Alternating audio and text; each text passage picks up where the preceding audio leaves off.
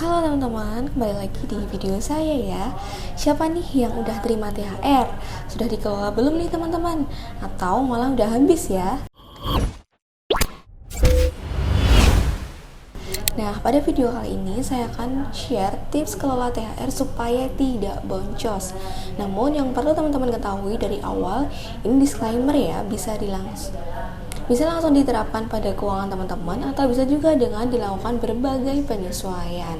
Oh iya, saya juga sekaligus mengingatkan kepada teman-teman untuk segera lapor SPT tahunan pribadi ya, karena paling lambat adalah 31 Maret 2024. Dan kali ini perhitungannya sudah pakai sistem TER yang dapat dengan mudah teman-teman terapkan. Untuk tabel perhitungannya bisa akses pada website DJP atau di Google juga sudah banyak yang share ya teman-teman. Oke, selanjutnya kita akan mulai bahas bagaimana dengan perencanaan keuangannya yuk teman-teman.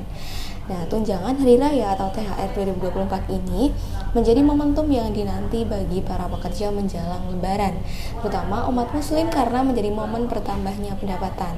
Namun, THR juga memunculkan sederet keinginan seseorang dan membuat tunjangan hari raya itu habis, namun dengan manfaat yang minimal.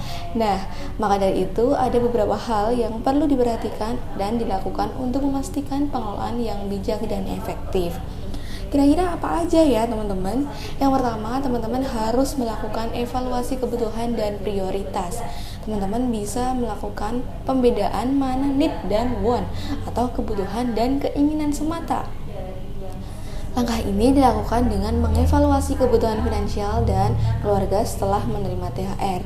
Metode ini akan sangat bisa dilakukan untuk menentukan dan mengerem pengeluaran, karena kita paham mana kebutuhan yang mendesak dan mana kebutuhan yang berdasar dari keinginan saja, atau bahkan hanya lapar mata. Kedua, jika sudah mengetahui need dan want, maka buat perencanaan anggaran. Rencana ini akan membuat masyarakat dalam mengalokasikan THR dengan lebih bijak. Anggaran ini bisa saja berisi kebutuhan pengeluaran sehari-hari, pembayaran tagihan, tabungan, investasi, serta hiburan atau kebutuhan lainnya yang digunakan untuk lebaran.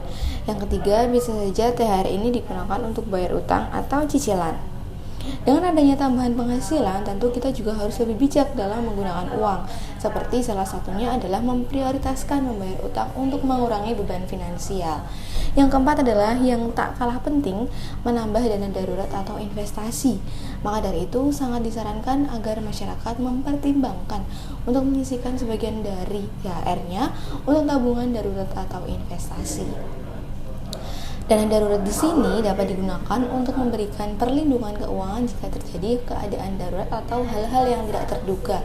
Misalnya, tiba-tiba motornya macet, mobilnya macet, gentengnya bocor, dan lain sebagainya. Sedangkan investasi dapat memberikan pengembalian yang menguntungkan di masa depan. Misalnya bisa dibelikan emas ya, kalau mama yang menerima investasi bodong dari anaknya nih, pasti dibelikan emas kalau bisa. Yang kelima adalah momen lebaran tentu dihiasi dengan momen liburan panjang. Makanya bagi yang suka liburan atau rekreasi bisa juga dialokasikan keuangannya untuk hiburan atau liburan. Tetapi terlebih dahulu kita harus membuat perencanaan yang matang ya teman-teman, supaya tidak boncos pada bagian ini.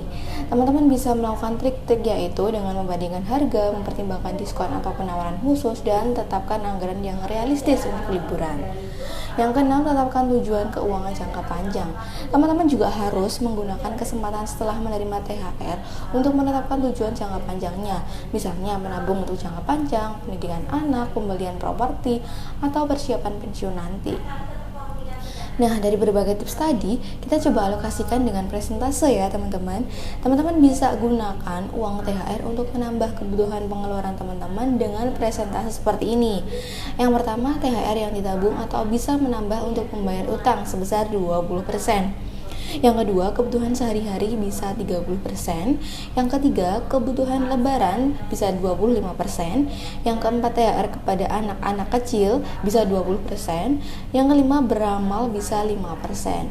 Nah, ayo coba kita praktik ya teman-teman. Misalnya, Ana dengan nominal THR 2 juta, yang pertama 20% untuk menabung atau untuk membayar utangnya adalah 2 juta dikali 20%, yang hasilnya adalah